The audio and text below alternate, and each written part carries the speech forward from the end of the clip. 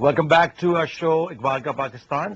اس show میں آج ہم gonna take you back to 1857 as آپ لوگوں نے شاید یہ پہلا شو دیکھا ہو اور بہت سارے آپ کے سوالات, آپ کے ایس ایم ایسز اور ٹیلی فون کالز آئے جس میں ہمیں بہت فیڈ بیک ملی. This is a very fascinating journey into the history of Muslim امہ and why Iqbal is relevant today and he was relevant then and where his doctrine comes from. Last show میں ہم 1857 تک پہنچے تھے جہاں پہ غدر ہوا اور غدر کے بعد مسلمانوں کا ایک سلاٹر کیا گیا, ایک جینوسائڈ کیا گیا جس میں مسلمانوں کی جس کو کہتے ہیں کمر توڑ دی گئی اکنامکلی, اسپرچولی اور on other avenues also. And we're going to continue with Hakeem Zaid Hamid Saab, as I gave him a name last time. Zaid Saab, please, let's continue from 1857 onwards. اس سے پہلے میں آپ کو بتاتا چلوں کہ بہت سارے لوگوں نے ایس ایم ایس بھیجے ہیں لاسٹ شو پہ بھی اور اس شو پہ بھی انشاءاللہ.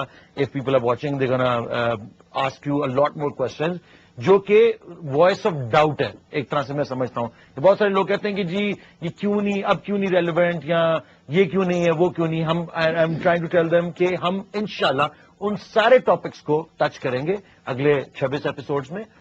تو لیٹس کنٹینیو فرام 1857 کے غدر کے بعد سے. دیکھو علی, اس سے پہلے ہم تھوڑا سا ایک بات ہم یہ کرتے چلیں کہ دیکھیے یہ کبھی بھی نہیں ہوا ہے تاریخ میں کہ جب تک انسان فلسفی کو, سوشیولوجی کو, ہسٹری کو نہ پڑھے اور ان سبجیکٹس کو پڑھے بغیر وہ کوئی اپنے حالات کا انالیسس کر سکے یا مستقبل کے لیے کوئی راہیں تلاش کر سکے. وہ کہا جاتا ہے کہ وہ قومیں جو اپنی تاریخ نہیں پڑھتی ان کا جغرافیہ بڑی جلدی بدل جاتا ہے. بالکل, بہت اچھے جی.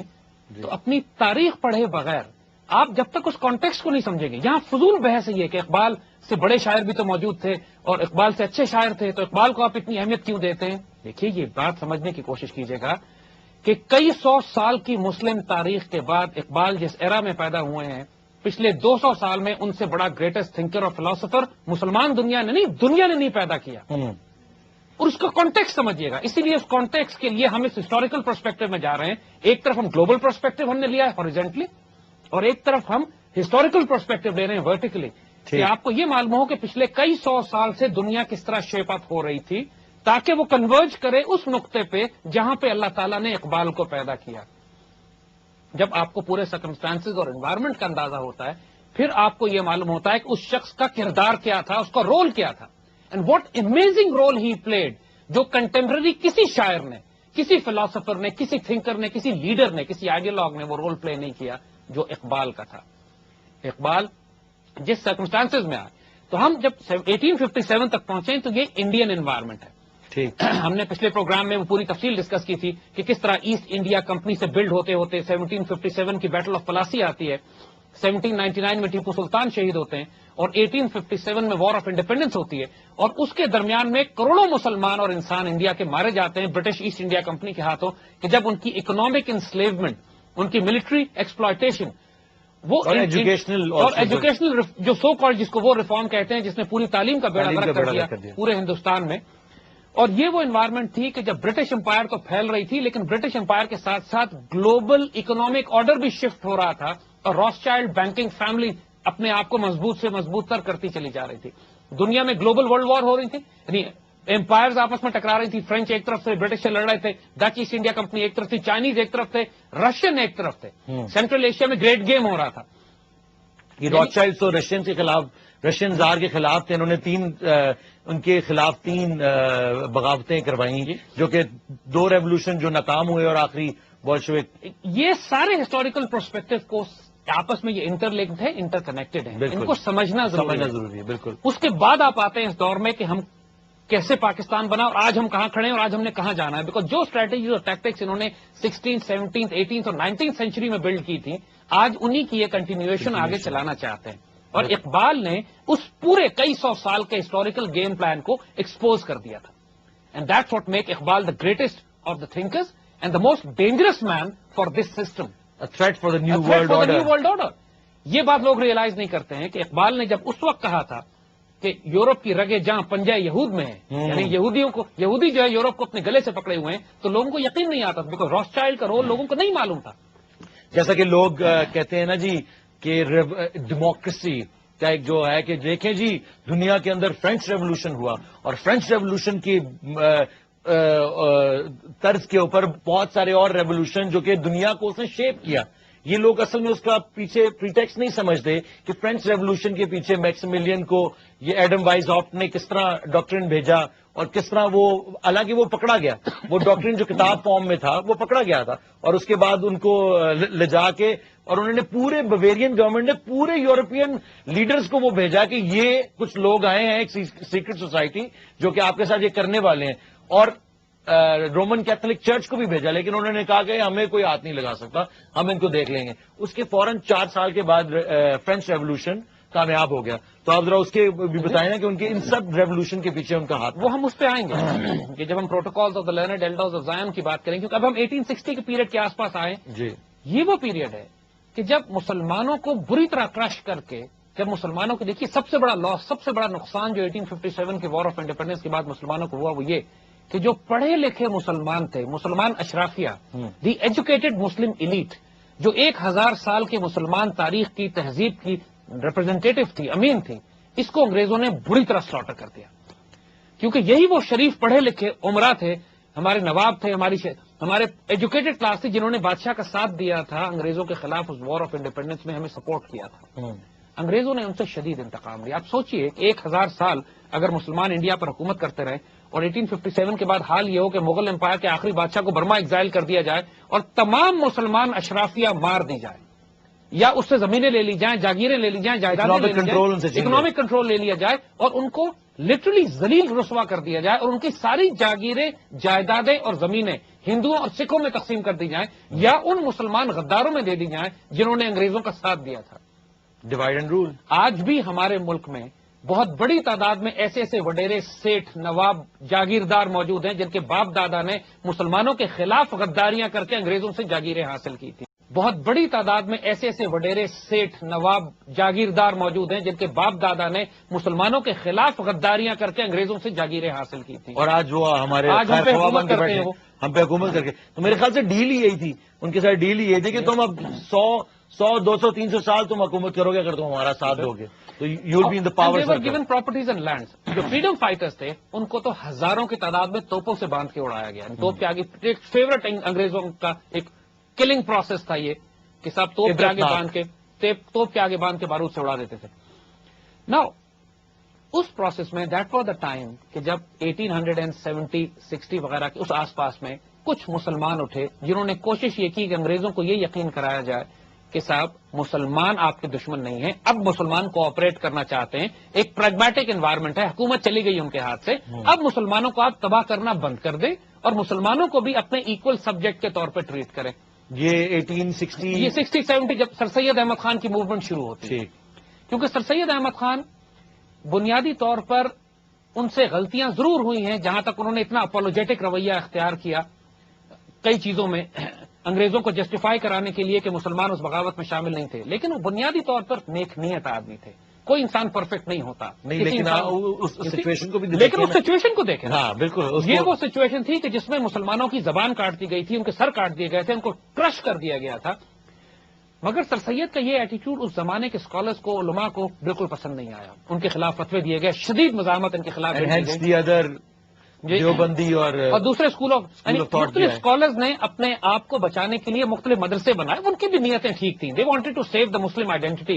اور ایک مسلمانوں کو کانسیپٹ یہ تھا کیونکہ انگریزوں نے تمام مسلمان مدارس اور اسکول بند کر دیے تھے، ریکگنائز ہی نہیں کرتے تھے، تو مسلمان کیا کرتے تھے کہ اپنے چھوٹے چھوٹے مدرسے خود بنا رہے تھے تاکہ اپنے بچوں کو دینی تعلیم دیں یا کوئی بھی تعلیم یا کوئی بھی تعلیم. لیکن مسلمان انگریزی تعلیم سے گھبراتے تھے کیونکہ ان کا خیال یہ تھا کہ جب ہم انگریزی تعلیم پڑھیں گے تو ہم انگریزوں کی طرح ان کے اخلاق، کردار، ادوار، عادات ان کی قبول کر لیں گے. اور یہ بات ٹھیک ہے، آج کی بھی ماڈرن ریسرچ یہی ہے اور ہسٹوریکلی یہ بات پروون ہے کہ جو لینگویج ہے، زبان ہے، وہ امپیریل فورسز کا سب سے بڑا ہتھیار ہوتا ہے. ٹھیک. تو انگریزوں نے آنے کے بعد پہلے تو یہ کیا کہ انگریزی تعلیم عام کر دی پورے انڈیا میں. کہا ڈیفینیشن انہوں نے تعلیم کی چینج کر دی کہ پڑھا لکھا وہی ہوگا جو انگریزی جانتا ہوگا، جو آج تک جاری ہے ویسے ہمارے ملک. جی بالکل. اور دوسری طرف انہوں نے یہ کہا کہ جو عربی اور فارسی پڑھیں گے اور اردو پڑھیں گے وہ جاہل قرار پائیں گے. تو نتیجہ یہ ہوا کہ جو عدالتوں میں، کورٹس میں، پورے ایڈمنسٹریشن میں فارسی زبان رائج تھی، اس کو تو انہوں نے اوور نائٹ ختم کر کے وہاں پہ انگریزی راج کر دی. اور جو مسلمانوں کا قاضیوں کا نظام تھا، جو جسٹس جوڈیشل سسٹم مسلمانوں کا، جس طرح آج سوات میں ہنگامہ ہو رہا ہے کہ قاضیوں کا نظام دوبارہ آ گیا تو دنیا ہنگامہ کر رہی ہے، یہ کئی سو سال ہمیشہ مسلمان دنیا میں قاضیوں ہی کا نظام رہا ہے. انگریزوں نے اس نظام کو ختم کر کے 1860 میں لاہور ہائی کورٹ بنائی، پولیس ایکٹ آف 1860، جو کہ غلام قوم کو غلام بنانے کے لیے پولیس ایکٹ بنایا گیا تھا. پاکستان میں بائی دا وے آج بھی وہی ایکٹ، تاکہ تھوڑے سے لوگ بہت ساری میسز کو کنٹرول کر سکیں. بالکل. ہمارا جیل مینول بھی وہی ہے جو انگریز لکھ کے گئے تھے، ہمارا پولیس ایکٹ چینج نہیں ہوا، کچھ بھی نہ کرنے کی کوشش کی گئی ہے. اس پوائنٹ کے اوپر ہم ایک کالر کو لیتے ہیں کہ بہت بےتاب ہو رہے ہیں کہ میرے کان میں ایک مکھی کی طرح بنبناتے ہوئے. تو ہیلو السلام علیکم. السلام علیکم جی، کون سا بات کر رہے ہیں؟ ہاں جی، میں عمیر ہارون بات کر رہا ہوں فیصل آباد سے. ہاں جی عمیر ہارون صاحب. ہاں جی، میں بالکل زاہد احمد صاحب سے بات کرنا چاہوں گا. جی جی آپ بولیں، وہ سن رہے ہیں آپ کی بات. ہاں جی زاہد صاحب، بہت شکریہ آپ کا سب سے پہلے تو جیو اور آپ کے ساتھ مطلب کنٹریبیوشن کرنے کا اور یہاں پہ آنے کا. اور میرا سوال یہ ہے، پہلے تو میں آپ کو کچھ تھوڑی سی انفارمیشن دینا چاہتا تھا. وہ یہ تھی کہ ہم لوگوں کو بھی کالجز اور اسکولز میں شروع میں بہت غلط پڑھایا گیا. مغل بادشاہ کے مطلب بارے میں بہت اچھا بتایا گیا. ہاں وہ اچھے تھے، مطلب بتایا یہ گیا. اب مجھے جو پتا لگا وہ یہ پتا لگا کہ اکبر بادشاہ کے دور میں جو گراس ڈومیسٹک پروڈکٹ تھا وہ آج تک بر صغیر میں نہیں ہوا. اس کے بعد اکبر بادشاہ کے بعد. ہیلو جی جی جی سن رہے ہیں آپ کی بات. ایک وہ بتایا تھا، اور دوسری مجھے یہ بات بتائی گئی تھی کہ جس بندے نے تار بچھائی تھی پورے بر صغیر کے اندر، ٹھیک ہے، کس چیز کی تار؟ ہاں جی، یہ ٹیلی فون کی تار کی بات کر رہا ہوں. اچھا. ٹیلی فون کی تار بچھائی تھی، اس تار کی ہی وجہ سے 1857 کی جو جنگ آزادی تھی اس کو بھی روکا گیا. ٹھیک ہے، مطلب اس کو وہ اتنی دیر میں مسلمانوں کا کمیونیکیشن سسٹم جو تھا وہ اتنا کوئی بہترین نہیں تھا، جس کی وجہ سے وہ جیسے ہی کہیں پہ سر اٹھانا شروع کرتے تھے وہاں پہ وہ فوراً ہی وہ جو ٹیلی گرام یا فون کر کے بتا دیا کرتے تھے کہ یہاں سے آپ جو ہے وہ اس طرح لوگ اٹھنے والے ہیں، اب ان کا ادھر ہی مطلب جو ہے نا مارنا بندوں کو شروع کر دیں. ٹھیک، مطلب یہ ہمیں مطلب اب کالج میں آ کے پتا لگا. اور دوسری بات میں آپ کو یہ بتانا چاہتا تھا کہ جو مدارس تھے جتنے بھی بڑے بڑے، ان لوگوں کو جتنے بھی ہمارے مغل بادشاہ تھے ان لوگوں نے ان کی وہ بنائے ہوئے تھے، اپنا ماہانہ جو ہے وہ خرچ بنائے ہوئے تھے. ماہانہ خرچ؟ ہاں جی ماہانہ ہر مہینے کے انہیں پیسے ملتے تھے. لیکن جیسے ہی وہ نظام ختم ہوا اس کے بعد جو انگریز حکومت تھی انہوں نے مدرسوں کے اوپر سے بالکل ہاتھ اٹھا لیا، جس کی وجہ سے وہ لوگ جو ہے وہ گھر گھر جا کر اور مسجدوں میں اعلانات کروا کر چندہ وغیرہ مانگ کر اپنے مدارس اور مسجدیں چلانے لگ گئے. جی یہ مطلب سسٹم تھا. تو میں آپ سے پوچھنا یہ چاہتا تھا کہ کیا یہ سسٹم جو قاضی نظام یہ دوبارہ آ گیا ہے، کیا یہ اس کی کوئی مثال ہے پوری دنیا میں مسلمانوں نے مطلب کہیں پہ ایسا نظام قائم کیا ہو اور وہ بڑا زبردست قسم کا چلا ہو کرنٹ؟ بہت شکریہ آپ کا سوال کا، تھینک یو ویری مچ. آپ اس کے اوپر تھوڑی سی لائٹ ڈالنا چاہیں گے؟ یہ باتیں ہم نے ڈسکس کی ہیں. یہ بات جو کہہ رہے ہیں کہ اکبر بادشاہ کے دربار میں GDP بہت ہائی تھا، تو بات ٹھیک ہے، ہم نے ڈسکس کر چکے ہیں کہ پورے انڈیا کا جو کنٹریبیوشن تھا گلوبل ٹریڈ میں وہ 25% تھا، اور جب انگریز گئے ہیں تو Indian business contribution to global trade was less than 1%. تو وہ تو ٹھیک بات ہے کہ مسلمانوں کے دور میں جتنی ترقی ہندوستان نے کی ہے وہ کبھی نہیں کی تھی. اور آج بھی جو انڈیا کی شکل ہے، خود انڈیا جو کہ مسلمانوں سے شدید نفرت کرتے ہیں، برہمن کلاس ان کی، وہ بھی ایکنالج کرتی ہے کہ انڈیا کو بنانے والے مسلمان ہیں. یعنی تاج محل ان کا سب سے فیوریٹ آئیکن ہے، بادشاہی مسجدیں ہیں، قلعے ہیں، جو انڈیا کی شکل ہے وہ مسلمانوں کے ہاتھ کی ہے. اور اسی طرح وہ بات بھی ٹھیک ہے کہ 1857 کی وار آف انڈیپینڈنس میں جو انگریزوں نے ٹیکنالوجی کا استعمال کیا وہ فار سپیریئر تھا. ان کے پاس آرٹلری بھی تھی، ان کے پاس ٹیلی گراف بھی تھا، ان تاروں کا نظام بھی بن چکا تھا. اور بہرحال تو جہاں تک قاضیوں کا تعلق ہے وہ بات بھی ہم کر چکے ہیں کہ کئی سو سال بلکہ پوری دنیا میں خلافت عثمانیہ میں بھی مغلوں میں بھی انگریزوں نے جس نظام کو تبدیل کیا وہ قاضیوں کا سسٹم ہی تھا. وہاں پہ قاضی ہوا کرتے تھے. یہ بڑی ایک زبردست انٹرسٹنگ بات ہے کیونکہ اقبال کے حوالے سے ہم ایک اور سوال ان سے پوچھیں گے اس بریک کے بعد. ویلکم بیک ٹو اقبال کا پاکستان. بڑی زبردست انفارمیٹو گفتگو چل رہی تھی. میرا ایک سوال لاسٹ ٹیلی فون کال کے حوالے سے، کل ایک ٹیلی ویژن شو، ایک کانفرنس چل رہی تھی اقبال کے اوپر، اقبال ڈے تھا، اور اس کے اوپر ایک صاحب جو کہ apparently was an authority on Iqbal, he was discussing the fact کہ اقبال جو کہ ملا ازم کے بہت خلاف تھے, اور وہ چاہتے تھے کہ جو اسلام کے اندر جو روایات, اسلامک ٹریڈیشنز جو ہیں وہ time to time update ہوتی رہیں, اور ان کے ایک جو اجتہاد کا جو کانسیپٹ تھا وہ سب کا. تو اس پورے بیک ڈراپ میں, جس طرح ہم نے پہلے بھی ڈسکس کیا کہ اقبال کی جو بھی ٹائم تھے, ان کی ڈیولپمنٹ کے ایوولوشن کے ٹائم تھے, ایک ٹائم پہ انہوں نے افغان ملا جو کہ اس وقت جو تھے ان کی تائید کی, اور انہوں نے کہا کہ آل دا مور پاور ٹو دا ملا آف افغانستان, بیکاز وہ اس کی ذرا مجھے اس کی بیک ڈراپ بتائیں, یہ اس سوال کے ساتھ ڈائریکٹلی ریلیٹڈ ہے جو ابھی سوال کیا گیا ہم سے.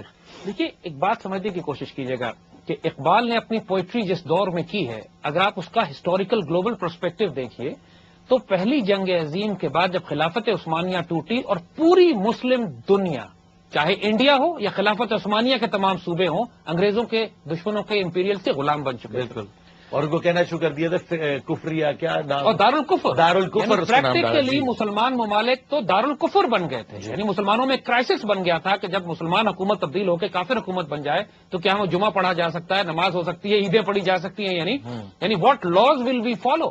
کیونکہ مسلمان فقہ میں یہ لکھا ہی نہیں گیا تھا کبھی کہ یار اگر پوری مسلمان دنیا غلام ہو جائے گی تو ہم کیا کریں گے. یعنی یہ اتنا اسٹرینج ایب نارمل فینومینا تھا, because they haven't known that, یہ تو ہو ہی نہیں تھا پہلے ایڈونٹ. مسلمانوں کے عروج سے لے کر جب سے 1400 سال سے اسلام آیا تھا ایسا کبھی فینومینا ہی نہیں ہوا تھا. صرف 3 علاقے ایسے تھے دنیا میں جو آزاد تھے اس وقت, ایک مکہ مدینہ کی ٹیریٹری تھی, ایک افغانستان تھا. تو افغانستان پہ آپ دیکھیں گے کہ علامہ اقبال نے غیر معمولی کام اس زمانے میں بھی کیا تھا, because Iqbal was very focusing on Afghanistan. کیونکہ He was in touch with the king also. He was in touch with the Afghan scholars, he was in touch with the Afghan kings, he was in touch with the Afghan general. کیونکہ مقصد اقبال کا یہ تھا, دیکھیے, not from the religious point of view but from a geopolitical point of view. کیونکہ اگر افغانستان کے لوگ, ان کے اسکالرز, ان کے علماء اگر بیچ میں سے نکل جاتے تو پھر ایک طرف سے برٹش امپائر افغانستان پہ قبضہ کرتا, اوپر سے رشینز نیچے آ رہے تھے. اسی کو گریٹ گیم کہتے ہیں جو اپنی ہسٹری میں آپ پڑھتے ہیں. And Afghanistan was the battle ground. اب افغانستان کے مولوی علماء اس زمانے میں اپنی سادگی کی وجہ سے بچے ہوئے تھے اس کرپشن کی وجہ سے جو پورے جہان میں پھیل رہی تھی. ان کو ڈیموکریسی کا نہیں پتا تھا, ڈکٹیٹرشپ کا نہیں معلوم تھا, کیپٹلزم کا نہیں معلوم تھا, کمیونزم کا نہیں معلوم تھا, ماڈرن امیونٹیز ان کے پاس نہیں تھی. ماڈرن امیونٹیز ان کے پاس نہیں تھی. وہ ٹف تھے, لڑنے والے تھے, بیسکس ان کو پتا تھی اپنی دین کی, لیکن بیسکس پر جان دینے والے تھے. تو اس وجہ سے اقبال سو دیٹ کہ یہ سادگی جو ہے, یہ سادگی اصل میں اس افغانستان کی قوم کو بچا گئی ہے. کیونکہ مسلمان بادشاہ جب اپنے آپ کو ویسٹ سے ایکسپوز کرتے تھے, مسلمان تہذیبیں اور قومیں جب مغرب سے ایکسپوز ہوئیں تو مغرب کے سارے تھاٹ پروسیس بھی ساتھ آئے. جب اقبال نے کہا کہ ہم, وہ ایک شاعری ان کی بڑی خوبصورت اس پہ ہے کہ ہم سمجھ رہے ہیں کہ تعلیم آ رہی ہے, تعلیم کی وجہ سے بڑی خوشحالی آئے گی, لیکن ہمیں کیا خبر تھی کہ چلا آئے گا الحاد بھی ساتھ. یعنی ہمیں کیا پتا تھا کہ سیکولرزم بھی ساتھ آ جائے گا, لوگ دین کو چھوڑ دیں گے. اور لڑکیاں پڑھ رہی ہیں انگریزی تعلیم, اور اس قسم کی جو شاعری اقبال نے کی کہ جس میں وہ یہ کہتے ہیں کہ تعلیم اس قسم کی جس میں ویسٹرن سویلائزیشن تمہارے ساتھ آتی ہو, وہ تعلیم تمہارے لیے زہر قاتل ہے, تم کو تباہ کر دے گی. تو اس کیفیت میں اقبال نے اس اسکالرس کو, ان ملا کو جو افغانستان کے پہاڑوں میں بستے ہیں, سپورٹ کیا کہ یہ لوگ اس وقت تک ویسٹرن انفلوئنس سے بچے ہوئے تھے, مغربی تہذیب نے ان کو کرپٹ نہیں کیا تھا. And that was the reason Iqbal supported them. And the Maghri tehzeeb is driven by these newcons, جن کا اصل آبجیکٹو تو یہ ہے ٹو کل ریلیجن. دیکھیے آپ اگر آپ اقبال کا ویژن دیکھیے تو ایون افغانستان کے جو طالبان تھے, افغانستان کے طالبان نے جو سسٹم اپنے افغانستان میں قائم کیا تھا, دنیا اس کو بہت ہارش دیکھتی ہے, بڑا اس کو دیکھتی ہے کہ صاحب بڑا انہوں نے پرانے زمانے کا کوئی نظام قائم کیا تھا, لیکن ان کے پاس کوئی دنیا کا واحد ملک تھا جس پر کوئی قرض نہیں تھا. They were not dealing with the Western banking system. کوئی سود اور ربا کا نظام ان پر یہ بھی 10 سال تک, 10 سال تک طالبان 10 سال تک ایگزیکٹلی. وہاں پر کوئی ڈرگز نہیں تھی, وہاں پر کوئی انوائرمنٹ ایسی نہیں تھی کہ جس میں ویسٹرن سویلائزیشن آ کر اپنے انفلوئنس کر کے افغانستان کے ریسورسز نوچ سکتی, جس طرح پوری مسلم دنیا کے ریسورس کھا گئے ہیں یہ. دیٹ واز وائی انہوں نے اس ملا کو, جو ملا عمر کی حکومت تھی وہاں پہ, اس بیچارے کی حکومت کو جو تباہ کیا ہے. وی آل نو کہ آئل گیم ہے, oil game and opium drug game, and the opium and the drug game ہے. تو یہ وجہ تھی کہ جب $200 بلین ڈرگز نکلتی ہیں, $200 بلین کی, جس کا 80% افغانستان سے آتا ہے. اور اسی لیے علامہ اقبال نے ایک بڑا خوبصورت شعر افغانستان کے بارے میں اس وقت کہا تھا کہ آسیا یا پیکر آب و گلاس یعنی ایشیا جو ہے it is a combination of it's a geography, لیکن اس جیوگرافی میں جو دل ہے وہ افغانستان ہے. اور اگر افغانستان میں فساد ہوگا تو پورے ایشیا میں فساد ہوگا، افغانستان سکون سے ہوگا تو پورا ایشیا سکون سے ہوگا. Look at division. اور آج یہی ہو رہا ہے. Still relevant. 1979 سے سوویت انویژن کے بعد سے افغانستان میں ایک سپر پاور کے بعد دوسری سپر پاور انٹرفیئر کرتی چلی آ رہی ہے. آج امریکن اور نیٹو وہاں موجود ہے اور پورے ایشیا میں فساد برپا ہوا ہے. اور صرف اس وجہ سے ہے کہ افغانستان میں جو فورن آکوپیشن کو ریزسٹ کر رہا ہے وہ کون کر رہا ہے؟ ملا کر رہا ہے. بالکل. That is why you find علامہ اقبال کی جو ایک خوبصورت شعر ہے کہ فطرت کے مقاصد کی کرتا ہے نگہبانی. فطرت کے مقاصد کی کرتا ہے نگہبانی، یا بندہ صحرائی یا مرد کوہستانی. اچھا. یعنی بندہ صحرائی یا مرد کوہستانی، یعنی جو فطرت ہے، جو نیچر ہے، جو اللہ تعالیٰ کی تقدیر اور تاریخ انسانیت ہے، اس کی جو حفاظت کرتا ہے یا وہ شخص کرتا ہے جو ڈیزرٹ میں رہتا ہے یا جو پہاڑوں میں رہتا ہے. بالکل. یہ ٹف لوگ because they not in touch with any thing. وہ ویسٹرن سویلائزیشن سے کرپٹ نہیں ہوئے ہوتے اور اسی وجہ سے وہ ٹف ہوتے ہیں. اور میرے خیال سے آج بھی ان کو یہی تکلیف ہے کہ یہ کرپشن جو ویسٹرن ڈاکٹرنیشن ہے وہ ابھی تک نہیں پھیل سکی اس ریجن میں، جیسا کہ ہمارے ریجن میں بھی اب یہ ہو رہا ہے، جو کہ افغانستان کا ہسٹوریکلی اسپیکنگ وہی ایریا ہے. اور وہ یہ جنگ وہی اسی مقصد کے لیے ابھی تک لڑی جا رہی ہے. ابھی تک وہ افغانستان کو ویسٹرنائز کرنا نہیں کر سکے. کرنا چاہتے ہیں لیکن نہیں کر سکے. اور ریزسٹنس بہت حیرت انگیز بات ہے. دیکھیے کہ 1932-33 وغیرہ میں علامہ اقبال بار بار مطلب افغانستان گئے، وہاں کے بادشاہ سے ملے اور ملا سے ملے. تو اس پر ہم دوبارہ اب آئیں گے، لیکن اگین وہ آپ کے سوال کا جواب یہ ہے کہ اقبال افغانستان کے ملا کو فیسنیشن سے کیوں دیکھتے تھے. بالکل. وائی ہی تھاٹ کہ مسلم دنیا میں اگر کوئی ویسٹرن امپیریلزم کو ریزسٹ کر سکتا ہے تو وہ افغانستان کا ملا ہے. And he is doing it. He is right. آج بھی یہی ہو رہا ہے. نیٹو اور امریکن کا مقابلہ کون کر رہا ہے؟ وہی کر رہے ہیں. اور رشین یا اس سے پہلے سوویتس کو نکالا تھا، انہوں نے نکالا تھا. تو یہ basically there are all the same people, چاہے وہ برٹش کی شکل میں آئیں یا رشین کی شکل میں آئیں یا امریکن نیٹو کی شکل میں آئیں. ان کا امپیریل فورسز جو ہیں ان کا مقصد یہی اور کافی عرصے یعنی کہ یہ 200-250 سال سے یہ مقصد چلا آ رہا ہے. اور اگر آپ نوٹ کیجئے کہ جو رشین امپائر تھی وہ 17th اور 18th سینچری میں رشیا سے نکل کر سینٹرل ایشیا سے نیچے آ رہی تھی. وہ بھی مسلمان علاقوں پر قبضہ کر رہے تھے. تاجکستان، ازبکستان، ترکمانستان، قازقستان، یہ سارے علاقے، سمرقند، بخارا، خیوا، یہ سارے مسلمان علاقے جن پر رشیا قبضہ کرتا ہوا نیچے آ رہا تھا. اور پورا انڈین اور مڈل ایسٹ سب کانٹیننٹ جس کے اوپر ہم انگریز قبضہ کرتے ہوئے اوپر جا رہے تھے، ان کے درمیان جو ریزسٹنس تھی وہ افغانستان. اور جو باقی سب ملکوں کے لٹے پٹے لوگ جن کی ڈگنیٹی چھین لی گئی وہ سارے افغانستان میں جا رہے ہیں، جا کے پناہ لے رہے ہیں. بالکل بالکل. ایک بڑے زبردست انٹرسٹنگ ٹاپک پہ ہم چلے گئے ہیں اور we gonna go back to where we were before this question after this break. Welcome back. I hope کہ جو آپ کا لاسٹ کوشچن تھا اس کو ہم نے اچھے طریقے سے جواب دیا اور میں تو اس جواب سے بڑا سیٹسفائڈ ہوں. ان کمنگ شوز اس سے بھی زیادہ ہم اور ایسی ابسرڈ باتیں کی جائیں گی اس شو کے اوپر کہ آپ لوگ کہیں گے کہ یہ لوگ کیا باتیں کر رہے ہیں، یہ کون لوگ ہیں، شاید ان کو اپنا پتہ نہیں ہے کچھ نہیں، لیکن میں آپ کو اتنا بتا سکوں یہ سب باتیں سچ ہیں. اس سے پہلے کہ ہم زید صاحب سے اور سوال پوچھیں، ایک ٹیلی فون والا مچھر کی طرح میرے کان میں زپ زپ کر رہا ہے، تو let's take the call. Hello السلام علیکم. السلام علیکم جی. وعلیکم السلام. کیسے ہیں آپ؟ کون سا بات کر رہے ہیں؟ میں واصف رحمان خٹک بول رہا ہوں. واصف رحمان خٹک صاحب جی فرمائیے. زید احمد صاحب سن رہے ہیں آپ کی بات. میں تو پہلے تو میں یہ ڈاکٹر صاحب کا بہت بڑا فین ہوں. حکیم صاحب جی جی بتائیے.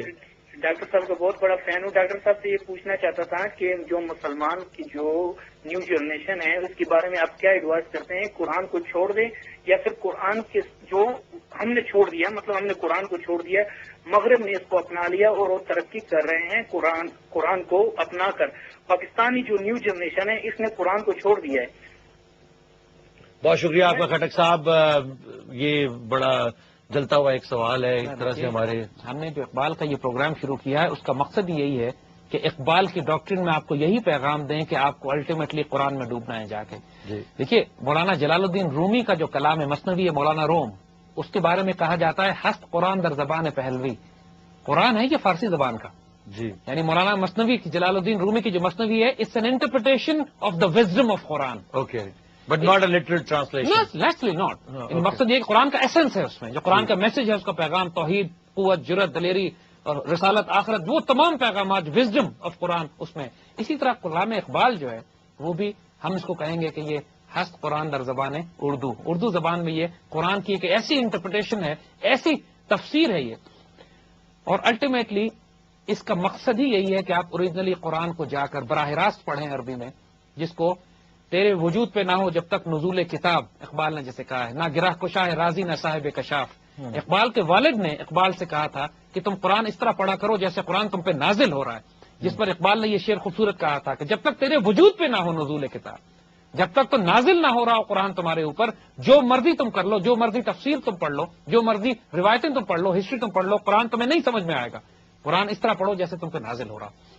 تو الٹیمیٹلی تو قرآن پہ ہی جانا ہے، لیکن آف کورس اس کا راستہ جو ہم نے لیا ہے وہ تھرو دی ڈاکٹرن اینڈ فلاسفی آف اقبال ہے. اب ہم آتے ہیں دوبارہ اسی بات پہ جو آپ سوال ہم پہلے کر رہے تھے کہ سر سید کی جو ایجوکیشنل موومنٹ تھی اس نے مسلمانوں کو پہلی دفعہ یہ کانسیپٹ دیا کہ مغربی تعلیم بھی حاصل کی جا سکتی ہے، اب انگریزی پڑھنی پڑے گی کیونکہ حالات اس طرح کے ہو گئے ہیں کہ اب ہمارے پاس حکومت نہیں ہے، اور ہندو کیونکہ 60-50 سال آگے نکل چکے ہیں انگریزوں کے ساتھ مل کر، اب مسلمانوں کے لیے ان کو کیچ اپ کرنا بڑا مشکل ہو رہا ہے. آپ کو یاد ہوگا اسی دور میں آلموسٹ 1860-70 وغیرہ میں کانگریس بنی تھی. کانگریس پارٹی بنیادی طور پر تو کانگریس ایک انڈین نیشنلسٹ پارٹی کے طور پر بنی، لیکن شروع ہی میں اس کو ہندوؤں نے ڈومینیٹ کر لیا تھا اور Congress almost became a Hindu party. مسلمانوں کے پاس کوئی پارٹی نہیں تھی، کوئی جماعت نہیں تھی. سر سید ایجوکیشن سوسائٹی تھی، محمد ایجوکیشن انسٹیٹیوشن بنا جو بعد میں جا کے سر سید یونیورسٹی 1920 تک سر سید یونیورسٹی بن گئی. اور بھی اسکول آف تھاٹس نکلے، اور بھی اور مدرسے کے اسکول آف تھاٹ، جو بند مدرسہ نکلا، بریلویوں کا مدرسہ جو نکلا، کہ سر سید کے اگینسٹ تھے آبویسلی، کیونکہ ٹریڈیشنل اسکالرز نے سر سید کی مخالفت کی. لیکن مسلمان تھاٹ پروسیس اتنا منتشر ہو چکا تھا اور اتنا ڈیوائڈ ہو چکا تھا، بیکاز ایک پولیٹیکل حکومت نہیں تھی، کچھ اکانومی بھی نہیں تھی، تو ہر جگہ سے اسپرنگ آؤٹ کر رہے تھے. اور وہ ٹھیک ہے اپنے زمانے کے لحاظ سے وہ ٹھیک تھے، because everybody was coming out with solutions to the problems that the Muslim face. لیکن کوئی اس میں لیڈر ایسا نہیں تھا جو تمام مسلمانوں کو ایک مرکز پہ جمع کر سکتا. We never had any leadership like that. اسی دور میں 1877 کے آس پاس علامہ اقبال پیدا ہوتے ہیں. تو دس از دا بیک گراؤنڈ جس میں اقبال کی پیدائش ہوتی ہے اور وہ پرورش پائیں گے اور آگے ہم اس کو لے کے چلیں گے.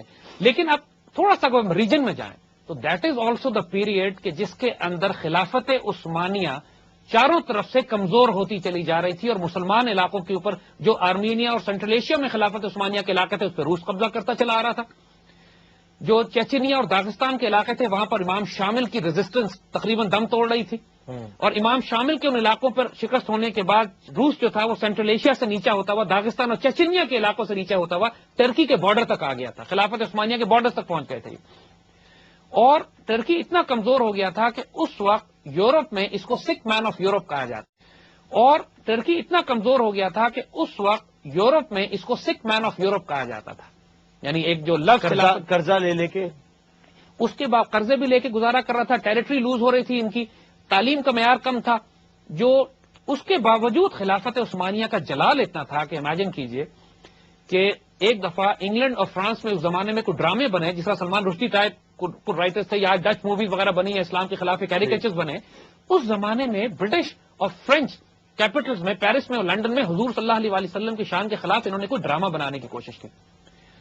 اور خلافت عثمانیہ کے خلیفہ کو، خلیفہ عبدالحمید کو جب یہ معلوم ہوا کہ اس قسم کے ڈرامے ہو رہے ہیں تو انہوں نے امیجن کریں، دیکھیں اس کمزور ترکی کا جلال کتنا تھا کہ خلیفہ نے برٹش اور فرینچ ایمبیسڈرز کو بلایا اپنے محل میں اور کئی گھنٹے ان کو انتظار کرایا. پہلے تو اس وقت جب برٹش اور فرینچ امپائرز دنیا کی پاورفل امپائرز تھی، ان کو بلا کے کئی گھنٹے انتظار کروایا، اور پھر جب ان سے ملنے گیا ہے تو بیٹل آرمر میں تھا، بیٹل ڈریس پہنا ہوا تھا، تلوار لگائی ہوئی تھی، پورے وار کے گیئر میں تھا، اور تلوار ان کے آگے رکھ کے کہتا ہے کہ اگر یہ ڈرامے تم نے لنڈن اور پیرس میں بند نہیں کرائے میں کل جنگ شروع کر رہا ہوں تم دونوں کے خلاف. امیجن. اور یہ اس خلیفہ کا جلال تھا کہ جس کی وجہ سے اس خلافت کا جلال تھا. کمزور خلافت بھی مسلمانوں کی عزت کا دفاع کر رہی تھی کہ French and British empires backed off, وہ ڈرامے بند کرائے گئے، وہ نہیں چلے. اسی زمانے میں انگلینڈ میں قحط پڑ گیا، ایک جگہ طوفان آیا، سیلاب آیا، انگلینڈ میں پرابلم ہو گئی. امیجن کریں وہ برٹش امپائر جو اتنی بڑی تھی اس کے باوجود خلیفہ نے بحری جہاز بھیجے کھانے کے فوڈ سپلائیز، جنہوں نے جا کے برٹش امپائر کے بھوکوں کو کھانا کھلایا، اس بات کے باوجود کہ خود مسلمان خلافت جو بھی کمزور ہو رہی تھی. سو واٹ مین ٹو سے کہ خلافت اپنے ٹوٹے پھوٹے حال میں بھی اتنی ڈگنیفائڈ تھی کہ مسلمانوں کی طرف کوئی بری نگاہ سے دیکھتا نہیں تھا. اٹ واز دس پیریڈ کہ جب یہودی پہلی مرتبہ خلیفہ عبدالحمید کے پاس آئے، جب انہوں نے یہ دیکھا کہ خلافت عثمانیہ کمزور ہو رہی ہے، تو یہودیوں نے ان سے کہا کہ آپ ہمیں فلسطین میں یہ بیت المقدس شریف اور فلسطین کا علاقہ آپ ہمیں دے دیجیے اور جو قیمت چاہیں لے لیں. تو خلیفہ عبدالحمید نے کہا ان سے اوور مائی ڈیڈ باڈی، جب تک میں زندہ ہوں اور خلافت زندہ ہے تمہیں ہم فلسطین نہیں دیں گے، اسرائیل کی ریاست نہیں بننے دیں گے. دیکھیے دیٹ واز دا پیریڈ کہ جب پہلی مرتبہ ایک نیا یہودی فرقہ پیدا ہوا جس کو زائنسٹ کہتے ہیں. ٹھیک. دس از ایگزیکٹلی ٹائم. ہم آپ کو یہ سارا ٹائم پیریڈ اس لیے بتا رہے ہیں کہ آنے والے واقعات ایگزیکٹلی اس سے ریلیٹڈ ہیں. تو 1860 اور 70 وغیرہ کے علاقے تھے. تو زائنسٹ فرقے نے جو کئی جگہوں پہ دنیا میں ان کے تھنکرز پیدا ہو رہے تھے، کارل مارکس بھی ایک طرف پیدا ہو رہا تھا، ایک طرف ان کے روتھشائلڈز جو اپنی ایک protocols of the learned elders of Zion ایک کتاب لکھی انہوں نے جو 1902 میں رشیا سے لیک کر کے دنیا میں پھیلی، جو اوریجنلی رشین ورژن تھا اس کا. اچھا. کہ پوری دنیا میں یہ پھیلی. wasn't this written in 17 اس کو ماڈیفائی کرتے رہے، اس کو ماڈیفائی کرتے پہلا ایڈم وائز ہاپ نے جو اس کا ایڈیشن لکھا تھا. یہ ایک ایسی ڈاکٹرن تھی کہ جو یہودیوں نے روتھشائلڈ نے فیصلہ کیا تھا کہ اسرائیل کے قیام تک اور گریٹر اسرائیل کے قیام تک جس ڈاکٹرن کو یہ فالو کریں گے یہ ان کے پروٹوکالز تھے. ٹھیک ہے. اور اس کی فائنل ڈاکومنٹ تقریباً 1890 میں انہوں نے مکمل کر لی تھی. دیٹ واز دا ٹائم جب یہ خلیفہ عبدالحمید کے پاس آئے تھے یہ کہنے کے لیے کہ ہم کو آپ ترکی کہ خلافت عثمانیہ فلسطین کا علاقہ ہمیں دے دیں کیونکہ ہم یہاں اسرائیل کی ریاست بنائیں گے. And this never happened. تو انہوں نے فیصلہ یہ کیا کہ ہم نے اب آئندہ جا کے برٹش امپائر کے ذریعے یہ حاصل کریں، کنسپریسی کر کے خلافت عثمانیہ کو توڑ کر، کیونکہ نیپولین کی اور جنگ کے درمیان قرضہ ان کو دیا، انگلینڈ برٹش کوئین کو قرضہ دیا نیپولین کے خلاف، لیکن اس لیے قرضہ دیں گے کہ اگر آپ بیلفور ڈیکلریشن جو کہ جان سی اس پہ ہم آئیں گے وہ 1918 وغیرہ تو وہ بعد میں اس پہ ہم پہنچیں گے. اچھا. ہم آپ کو بیک گراؤنڈ بتا رہے ہیں کہ فلسطین کا کرائسس کھڑا کس طرح ہوا تھا اور علامہ اقبال اور قائد اعظم اس فلسطین کے ایشو میں کس طرح انوالو تھے. ٹھیک. اور فلسطین اور اسرائیلیز کس طریقے سے اس انڈین سب کانٹیننٹ کی ڈیولپمنٹس کو دیکھ رہے تھے. اس کا اندازہ اس طرح کیجئے کہ یہ صرف کل کی بات ہے کہ اسرائیلی پرائم منسٹر نے یہ بیان دیا ہے کہ ہمیں سب سے بڑا خطرہ پاکستان کی ریاست سے ہے.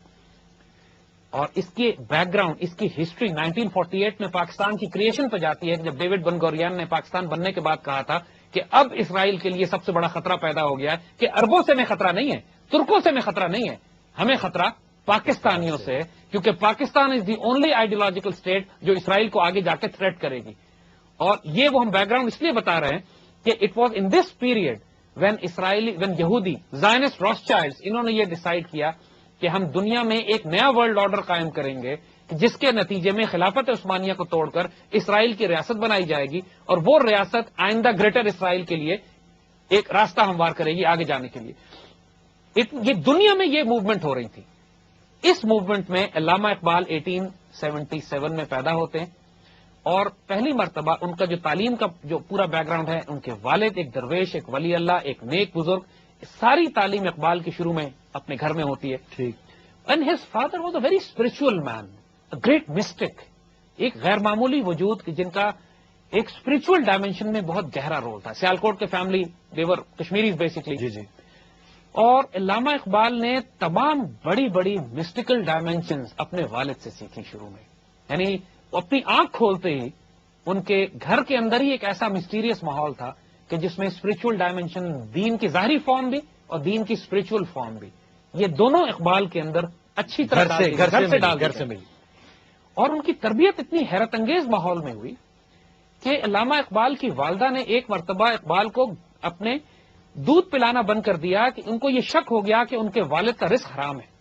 اچھا. اور بکری خرید کے لائیں اور بکری کا دودھ اقبال کو پلاتی تھی کہ جب تک کہ والد نے یہ تسلی نہیں دی کہ میرا رزق حلال ہے. دیکھیے جب اقبال جیسی اولاد ہوتی ہے نا جو دنیا میں ایسے کام کرتی ہے، اس سے پہلے اقبال کے ماں باپ جیسے ماں باپ بھی چاہیے جو کہ تعلیم، جو تربیت، تعلیم، روحانیت، رزق حلال، ان سارے ایشوز پہ، کانسیپٹ پہ اتنی زیادہ تربیت اور کنسنٹریشن کریں کہ پھر جو اولاد اور نسل نکلتی ہے وہ اتنی حیرت انگیز ہوتی ہے کہ جس سے اللہ تعالیٰ قومیں اور تقدیریں تبدیل کر لیتا ہے. بات پہنچی علامہ اقبال کے ولادت پہ. نیکسٹ اب ہم اس بریک کے بعد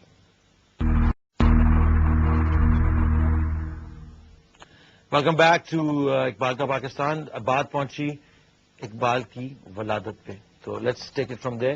دیکھیے جیسے ہم نے کہا آپ سے کہ اقبال جس گھر میں پیدا ہوئے دونوں والدین ولی اللہ تھے. دے ور ایکچولی سینٹس.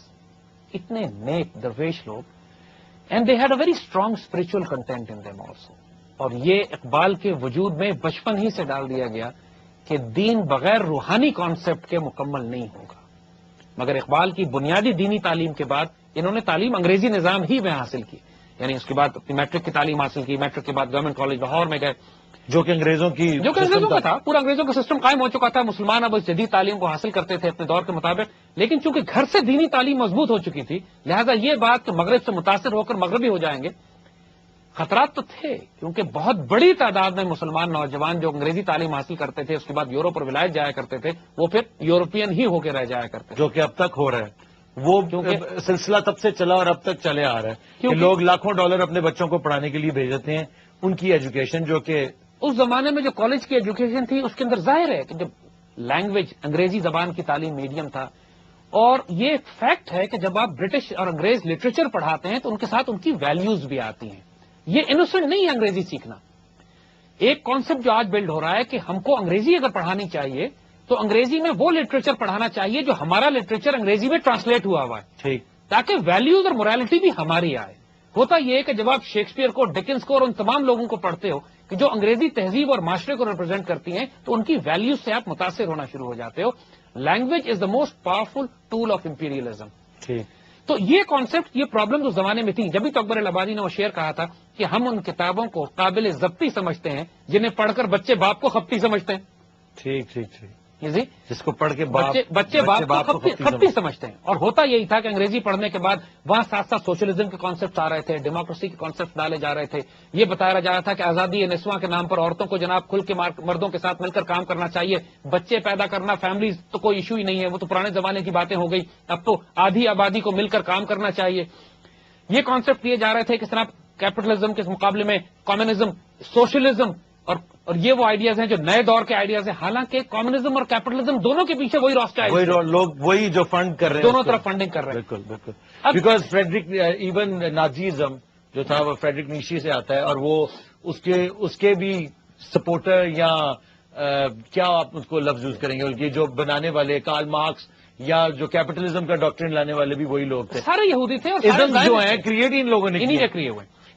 اب یہ اس زمانے میں 20ویں صدی کا آغاز تھا یہ, اور پوری دنیا میں ایک میڈیا ریولوشن آ چکی تھی, ریڈیو آ چکا تھا, اور پبلشنگ یہ کنٹرول کر رہے تھے, اخبار آ چکا تھا. تو یہ پہلی دفعہ انسانیت کی تاریخ میں ایک انفارمیشن ریولوشن آ گیا. اور اس انفارمیشن ریولوشن کو چونکہ کنٹرول یہ کرتے تھے, اپنی نالج, اپنے جو یہ پسند ہسٹری بھی چینج کر دی. ایک کال لیں گے, بڑی زبردست بات چل رہی ہے, اس کو یاد رکھیں. جی سر, ہیلو.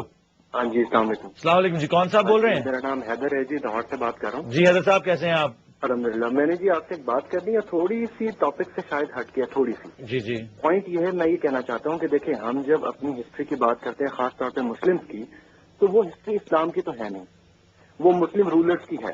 اب علامہ اقبال جیسے 2-4 شریف آدمی تو تھے بہرحال ہمارے پاس, اور ہمارے پاس سائنٹسٹ بھی تھے, ٹیچرز بھی تھے کچھ. لیکن یہ جب ہم, یہ جو صاحب ہیں, مجھے ان کا نام سوری نہیں آتا, لیکن یہ صاحب اور 1-2 اور صاحب ہیں, اور ٹی ویز پہ آتے ہیں, چینلز پہ آتے ہیں, جب وہ یہ کہتے ہیں نا کہ غوری صاحب اور عبدالی صاحب اور پتہ نہیں کون کون, انہوں نے بڑے اچھے کام کیے, تو یہ وہی کام ہے جو اب امریکہ کر رہے ہیں. اچھا. جب امریکہ آ کے, جب ہماری انڈیا کی, یا مطلب گور آ کے اگر ہماری انڈیا کی دولت لوٹ کے چلے گئے تو وہ غلط ہے, اور غوری صاحب آ کے جو مندروں پہ حملے کر کے اور اندر گھس کے پیسے لے گئے, وہ صحیح تھا. مطلب اگر ابھی حضرت علی کے مزار کے اندر بندے جا کے چھپ جائیں اور وہاں پہ وہ گولے ماریں, وہ غلط ہے. اور وہ اگر بندے جا کے چھپ جائیں اپنے مندر میں اور ہمارا بندہ جا کے ان کو مارے, تو وہ ٹھیک ہے. دیکھو جی, یہ بڑا اچھا سوال ہے آپ کا, کیا کہیں گے آپ؟ It's obviously away from the topic. اس کے لیے ہم آگے جب جائیں گے تو we are going to discuss this also, کہ دیکھیے, قومیں, تہذیبیں اور سویلائزیشنز, تاریخ وہ لوگ لکھتے ہیں جو جیتتے ہیں, اور تاریخ دنیا کی سب سے زیادہ ڈسٹورٹڈ سائنس ہے. It's a phenomena which is shouldn't be trusted, اور جب تک کہ آپ اس کو ملٹیپل سورسز سے ویریفائی نہ کریں. شہاب الدین غوری یا محمود غزنوی نے انڈیا پہ کیوں حملے کیے, اس کی وجوہات تھیں.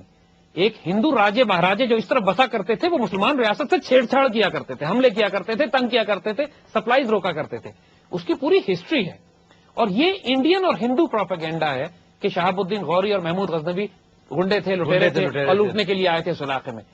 اور let's go back to our original, own because argument, ہم اس ہمارا پہ جو آج ہم جو ہے یہ آپ کے سوال کا جواب اگلے شوز میں بھی ہم دیں گے، لیکن ابھی کیونکہ ہم ایک بیک ڈراپ پہ چل رہے ہیں اور ابھی ہم پہنچے تھے کہ media revolution had just started, publishing was controlled, associated press, all these Hollywood شروع ہو چکا تھا، یہ سب چیزیں کنٹرول میں آ چکی تھی. آپ اگر 20ویں صدی کا آغاز دیکھیں تو ایک حیرت انگیز آغاز ہے. یہ تاریخ انسانیت میں کبھی بھی یہودیوں کو اتنا کنٹرول انسانوں پہ نہیں ملا تھا جتنا 20th سینچری کے بگننگ میں یہ حاصل کر چکے کیونکہ جنگیں کرا کرا کے اتنا پیسہ کما چکے تھے. ابھی پچھلی صدیوں میں جنگیں کرائی ساری، انہوں نے رومن کیتھولک کی جو ویٹیکن کی پاور چھینی، سارے مونارکس یورپین جتنے مونارکس تھے ان سے جنگیں کرا کرا کے ان کو کمزور کر دیا، ان کو مقروض کیا. کوئی یورپین امپائر ایسی نہیں تھی جو ان کی مقروض نہیں تھی. پھر یہ ایسٹ انڈیا کمپنی اور برٹش امپائر کے ذریعے ڈرگ ٹریڈ کرتے تھے جس سے انہوں نے پیسے کمائے، اور پوری دنیا میں اپنے پروٹوکالز بنا کے اپنے لوگوں کو تیار کر کے فری میسونک سوسائٹیز کو امپلانٹ کرنے کے بعد پاکستان میں مہاراجہ رنجیت سنگھ کے ٹائم سے فری میسنز آ کے بیٹھے ہیں. تو 20th سینچری کے شروع میں یہ یورپینز اور امریکنز کو انہوں نے پہلے کنٹرول کیا. میڈیا ایکسپلوژن، ہالی ووڈ اور فائنانسز، یہ دو چیزیں کنٹرول کرنے کے بعد اگر آپ نوٹ کریں کہ 1912 اور 1913 میں انہوں نے امریکہ میں فیڈرل ریزرو بینک بنایا. اس سے پہلے میں آپ سے بالکل میں ان کو صرف آڈینس کو میں چاہتا ہوں کہ آپ یہ بتائیں کہ جو واٹر لو کی جنگ کا جو قصہ ہے جس میں برٹش جتنی بھی اکانومی تھی، برٹش اکانومی جو اس وقت تک ان کے ہاتھ میں نہیں تھی اور اس وقت یہ بیٹھے ہوئے تھے، انہوں نے کس طرح وہ برٹش اکانومی اپنا اکنامک انٹیلیجنس کے تھرو جو انہوں نے 20 گھنٹے پہلے خبر پہنچا دی اور کہا کہ جی انگلینڈ جنگ ہار گیا اور سٹاکس جو تھے وہ کریش ہو گئے. اور پلیز وہ ان کو بتائیے 19th سینچری کے شروع میں جو بیٹل آف واٹرلو ہوئی، واٹرلو کی جنگ کی بات کر رہا ہوں میں جی. تو واٹرلو کی جنگ میں ان لوگوں نے ایک افواہ اڑا دی کہ صاحب انگلینڈ ہار گیا. تو جو برٹش گورنمنٹ کے ایسٹس تھے وہ اسٹاک مارکیٹ میں کریش ہو گئے اور اسی دن خرید لیے اور اسی وقت راسچائلڈ نے خرید لیے اور تھوڑی دیر بعد خبر آئی کہ جی برٹن تو جیت گیا. وہ اسٹاکس ملینز آف ڈالرز اوپر چلے گئے اور یعنی کہ they ended up owning all the economy at the beginning of the century. اور انگلینڈ تو انگلینڈ کا رہا ہی نہیں. جو 1840-30 میں انہوں نے ڈرامے شروع کیے وہ 21ویں صدی میں آج بھی وہی کر رہے ہیں. جی 1829 میں پہلا ڈپریشن کریٹ کیا تھا. اور اس کے بعد انہوں نے امریکہ میں جا کے جو بینکس بنانے شروع کیے اپنے، اور امریکن پریزیڈنٹ نے جیفرسن نے اور لنکن نے جو ان کو روکنے کی کوشش کی ان کو اسیسنیٹ کروا دیا. بالکل. لیکن جو وڈرو ولسن کی جو بات آتی ہے کہ وڈرو ولسن جو تھا اس نے ایکٹ پاس کیا لیکن مرنے سے پہلے وہ جو کہہ کے گیا ہے وہ بھی آپ بتائیے لوگوں کو کہ اس نے کہا کہ یہ جو میں کر گیا ہوں یہ شاید مجھے آئندہ دین آف وائپرز ان کو، یعنی ان کو یہ کہا کہ سانپوں کا بچھوؤں کا میں جال بچھا گیا ہوں جو امریکن سوسائٹی کو کل کھا کے چلا جائے گا یہ. لیکن انہوں نے they did not stop, they kept on working on the western economy, خاص طور پہ امریکہ اور انگلینڈ تو پہلے ہی کھا چکے تھے، امریکہ پہ ہی بہت سیریسلی کام کر رہے تھے. انفینٹ تھا نا ان کے لیے کہ بیکاز دے اوبیسلی جنگیں امریکن سول وارز جو بھی ان کے فری میسنز آئے اور آ کے انہوں نے یورپ سے ہیلپ حاصل کی اور واپس جا کے اپنے ہی بندے جس کو یہ کر رہے ہیں برٹش ان کو جنگ کروا کے ان کی اکانومی تباہ کرائی اور پھر واپس آ کے خود ہی قابض ہو گئے. دیکھو علی، یہ جو باتیں ہم کر رہے ہیں نا یہ لوگوں کو کنسپریسی تھیوریز لگیں گی، لوگ کہیں گے کہ آپ کس ہسٹری کی بات کر رہے ہیں. ہم جو بات بڑا کلیئر کرنا چاہتے ہیں کہ دیکھیے اب ہوش میں آ جائیے، 200 سال سے آپ کو بیوقوف بنایا جا رہا ہے. There are certain secret societies, آپ کی مائنڈ، آپ کی اکانومی، آپ کی پالیسی، آپ کی جیوگرافی، آپ کی ہسٹری کنٹرول کر رہے ہیں اور ان کا ایک مقصد ہے stop behaving like idiots, start thinking, start reading. Because this is the message that we want to give. Wake up, wake up, wake up. I mean, and there will be no chance. جیسا کہ آپ نے بتایا کہ وہ آخری جو وہ تھی کہ مسلمانوں کو کہا گیا کہ بس اب جاگ جاؤ، اس کے بعد تم کبھی نہیں اٹھ سکو گے. یہ 9 اور اس ویک اپ کال کے لیے the greatest person who emerged in the 20th century was Iqbal. That is why we are discussing Iqbal. After this break, we're going to go ahead with this. And obviously, یہ conversation جو ہے is going to one fact alone: wake up.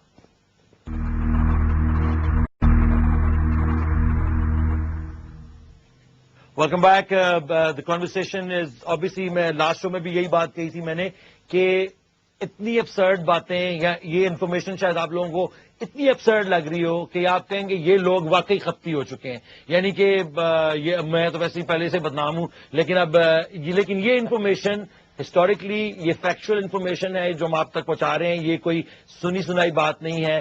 تو let's conclude this episode tonight. دیکھو اری، تو ہم اس جگہ پہنچے ہیں کہ جب پوری دنیا میں انوائرمنٹ یہ بلڈ ہو چکی ہے کہ ویسٹرن زائنسٹ اکنامک اور پولیٹیکل ملٹری اکنامک پاور پوری طرح کنٹرول کر رہی ہے دنیا کو، چاہے وہ کیپٹلسٹ بلاک میں کرے یا کمیونسٹ. اس وقت کمیونسٹ نہیں تھا، اس وقت تو زار تھا، کریٹ کیا گیا. زار کو مارنے والے بھی یہ لوگ. ایگزیکٹلی رشین زارز کی حکومت تھی وہاں پہ، وہ بادشاہت تھی اور ان کی رشتہ داریاں تھیں یورپ کے اندر بھی، اور پورا monarchy ہر طرف قائم تھی. یہ میرے خیال سے آخری مونارکی رہ گئی تھی جنہوں نے ڈسٹروائے نہیں کی، جس کو لیکن 2 دفعہ ٹرائی کر چکے تھے.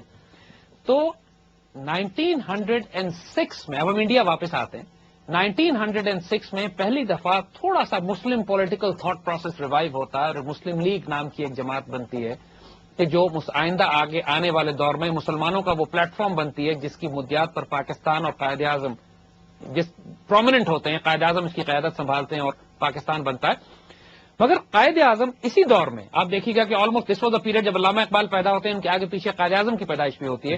And 2 great men were born almost in the same era and they grow up together. And they are product of what they coming from. And the product of this western imperialism جو اس دور میں جو تعلیمی نظام قائم ہوتا ہے، اور یہ کمال ہے، معجزہ ہے کہ انگریز یہ سمجھتے تھے کہ اس نظام کے ذریعے یہ غلام پیدا کریں گے، اس نظام کے ذریعے 2 آزاد اور غیرت مند ترین وجود اس سسٹم سے پیدا ہوتے ہیں.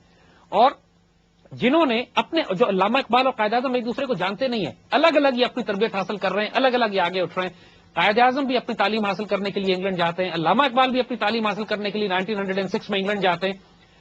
اور اس وقت تک علامہ اقبال میں نوجوان ہونے کی حیثیت سے 25-26 سال ان کی عمر تھی، لیکن اتنا بیج پیدا ہو، اتنی اویئرنیس تھی کہ جب یہ کیمبرج آکسفورڈ پہنچتے ہیں تو وہاں پر ایک اسلامک سوسائٹی بنی ہوئی ہوتی ہے جو انڈین مسلمانوں نے یا دوسرے مسلمانوں نے بنائی ہوتی ہے.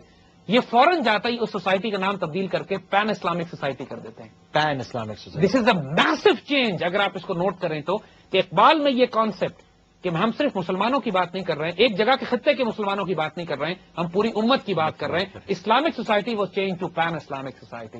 سو یہ بات کہ ایک نوجوان اقبال کے اندر وہ بیج موجود تھا جو آگے ایک ریولوشنری کا تھا، جو